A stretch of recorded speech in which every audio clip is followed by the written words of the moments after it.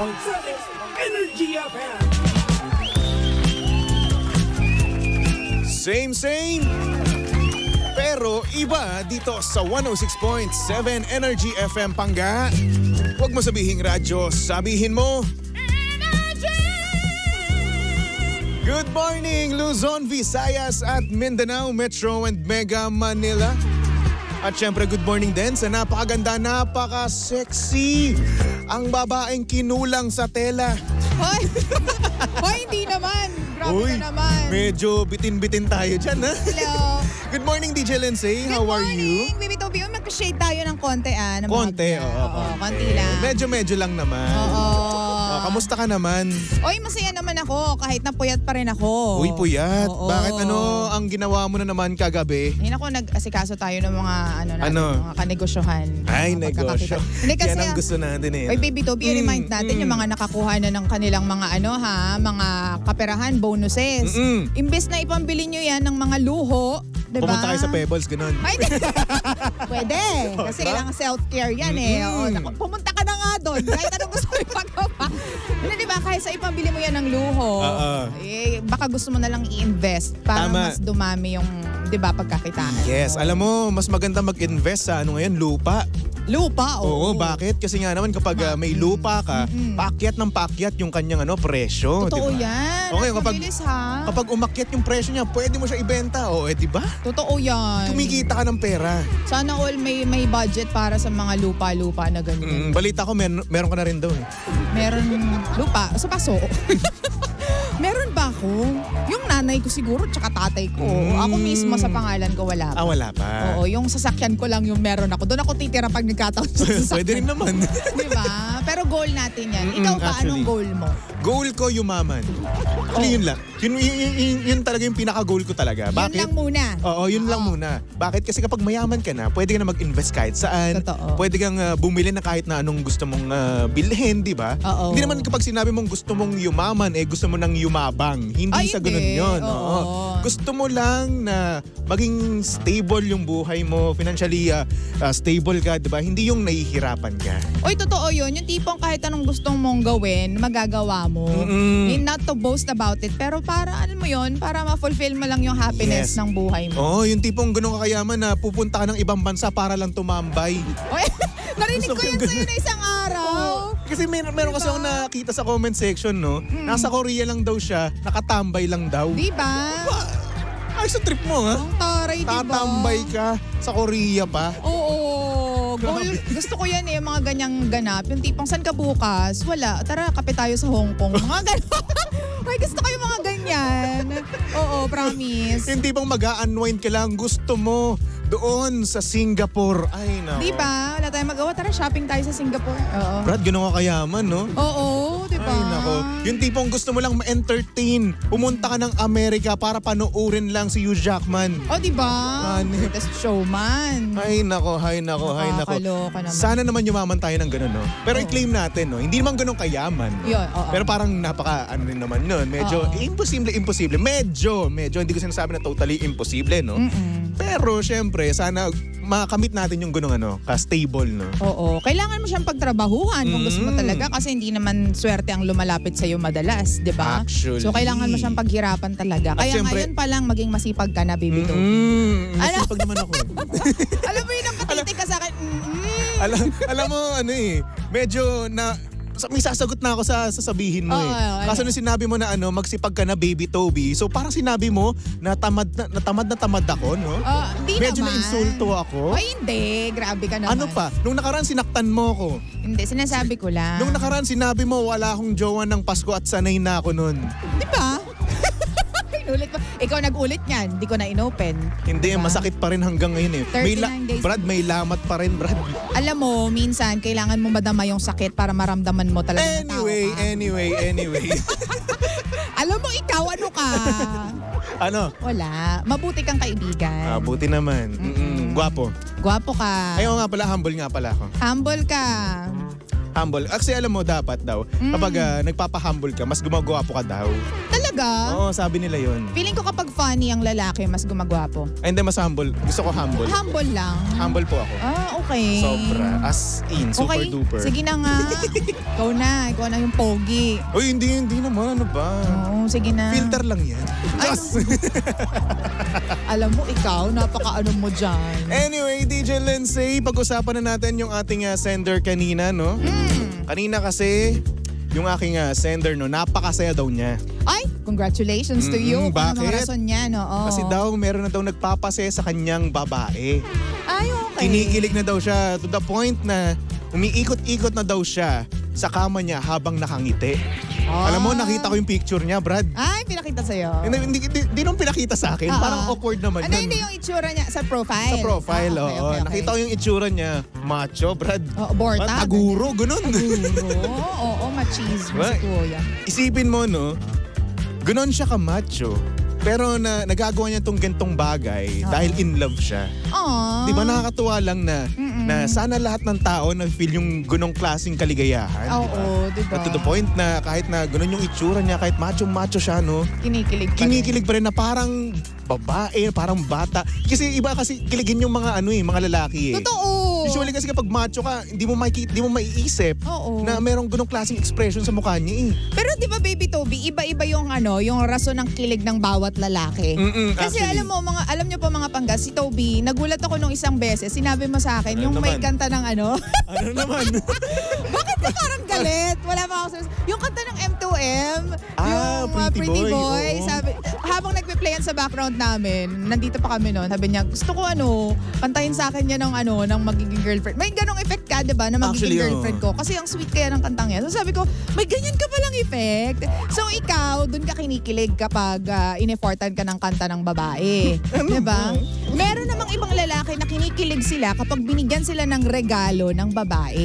Diba? Actually. Totoo yan. Pag binilan silang bagong set ng brief, ganyan. Totoo! May kinikilig mga lalaki sa ganyan. Meron namang mga lalaki na kapag pinagluto mo, love language din talaga eh. Yes. Iba-iba talaga. Oo. Pero alam mo, gaya nga nasabi mo kanina, pag kinantahan ako ng ng Pretty Boy, Oo. iba yung kilig eh. Ewan ko ba? Diba? Para ano ba? Nakantahan ka na ba ever? Nakantahan ka na ba dati? Hindi pa. Hindi pa ako nakakantahan. So, alam nyo na po kung sino man yung magiging potential jowa. Alam mo sa akin naman kahit na sintonado or magaling kumanta, wala namang pagkakaiba sa akin yun eh. Diba? Basta yung thought na kinantahan mo ako, yung isang tao, di ba? That's it. Okay na. Masaya na ako nun. As in live, gusto mo or sa cellphone? Kahit sa cellphone lang? Okay lang na cellphone, pero mas okay pa rin talaga yung live. Yung live. Iba kasi yung kilig eh, di ba? Diba? In fairness sa mga Imagine ko tuloy. lalaki, ang saya kaya ng feeling na kinikilig ka. Di ba? Kasi lalong-lalo kapag early stages ng inyong relasyon, di ba? Totoo. Tapos hindi pa kayo, dyan yung mga unang kilig eh.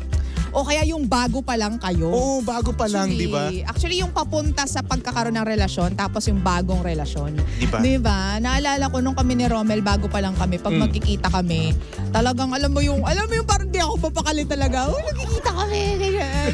Well, timong Sobra yung kilig. kahit nasa chat lang, no? Oo. Babanat ka, kahit na napaka-corny. Totoo. Kapag normal na tao lang nagbibigay. Pero pagdating sa kanya, parang iba na yung kilig eh. Iba na, parang may kinikiliti ka na, parang, ganun. Ano yung banat or yung hugot na nabitawan sa'yo na talagang hindi mo na-deny na kinilig ka?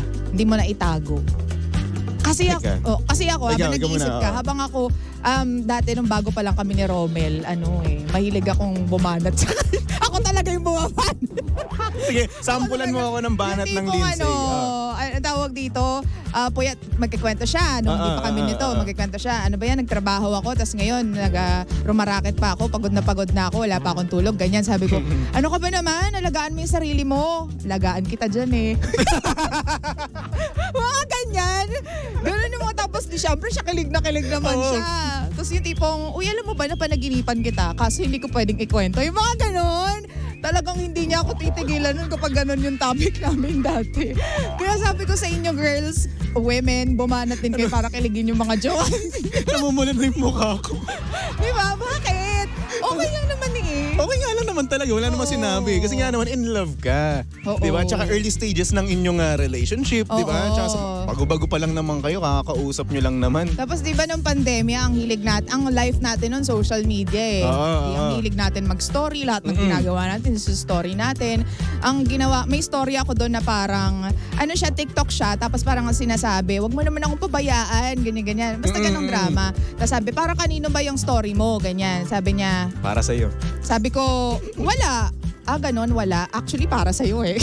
Pero totoo, wala naman talaga akong pinapatamaan nun.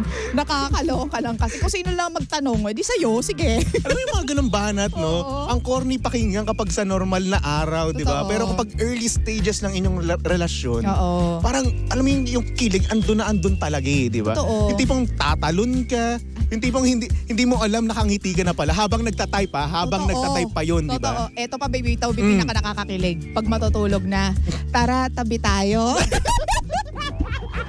Yung ganyan nakakakilig yan. Di ba? Tara, tabi tayo. Ay, may una pa dyan. Ano? Sabi na tayo matulog. Ganun muna sa una. Diba? Diba? Tapos kapag habang tumatagal na kayo, tara, tabi na tayo. Oo. Hindi pong kahit hindi naman kayo magkatabi talaga, di Diba? ba? Basta na-imagine mo lang at sinabi yun ng taong gustong-gusto mo talaga, di ba? Oo. Talagang todo kilig mo, di ba? Di ba? Tapos ito pa yung mga sutil naman, yung mga naughty na lalaki. Anong ginagawa mo? Eto, maliligo. Sama ko. Di ba? Yung mga banat na mga lalaki na ganyan. Minsan babae din. I don't wanna talk. Di ba? Mga ganyan banatan ni Chairman eh. Naniniwala ako. Bumanat ka na ba ng ganun? Saan? Oo, syempre. Hindi ako magpapanggap, no? Lahat na yata ng banat. Oo. Kasi sabi nga sa'yo, hindi ako yung kapag gusto ko talaga yung tao. Gusto mo talaga? Oo. Pero kapag wala akong, hindi ko siya gusto, ay, kahit anong gawin mo, wala akong pake. Ganyan. Pero kapag may gusto talaga ako, lahat talaga, yung talagang super saiyan level talaga. Wow! Oo, promise. Pero alam mo yung pangga, no? Ang sarap alalahanin yung mga ganyang bagay. I know yung iba nating mga pangga dyan mga 4 years ang sila sa kanilang relasyon, no? Oo. Marahil yung kilig hindi na ganong katibay or hindi na ganong kalakas katulad nung early stages ng inyong relasyon, no? Pero ang mahalaga dyan, mahal nyo pa rin yung isa't isa. Oo. At syempre kahit papaano, no, nag-e-effort pa rin kayo para mapasaya yung partner nyo, di ba? Oo. Yun yung maganda doon sa isang relasyon, di ba? Uy, hindi mo na kinuwento ano yung nagpapakilig sa'yo na banat ever.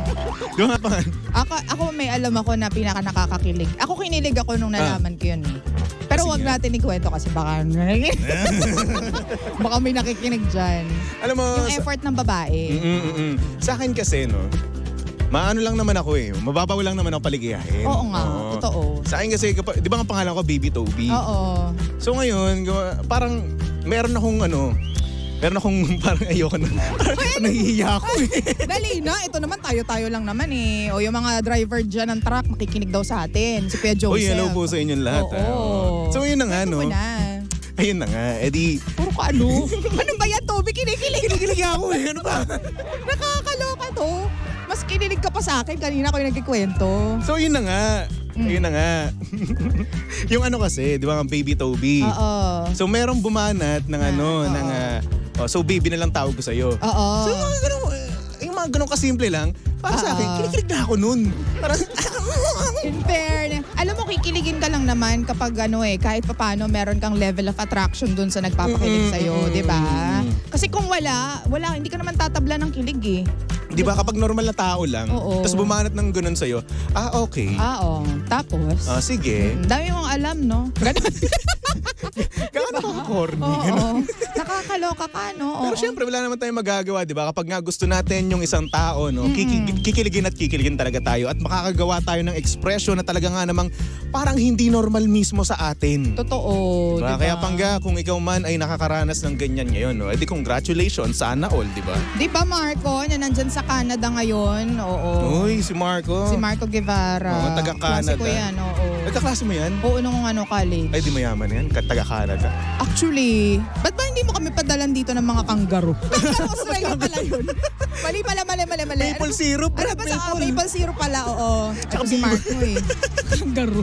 Kangaroo yun. Australia pala yun. Anyway, pangga, susunod na ang napakaganda, napaka-sexy ang babaeng kinulang sa tela. DJ Lindsay para sa programang Lihim ng liham. And of course, nakakasama mo at nakalandian ang hot baby boy ng radyo. Walang iba kundi si Baby Toby at syempre si Baby Toby ay pwede yung stalk at i-follow sa lahat ng kanyang social media accounts. Hanapin nyo lang Baby Toby 1067, alright? Mangga, for our next song, here's a song from Lola Amor titled Raining in Manila. Only here to your number 106.7 Energy FM Pangga. Huwag mo sabihing radyo, sabihin mo.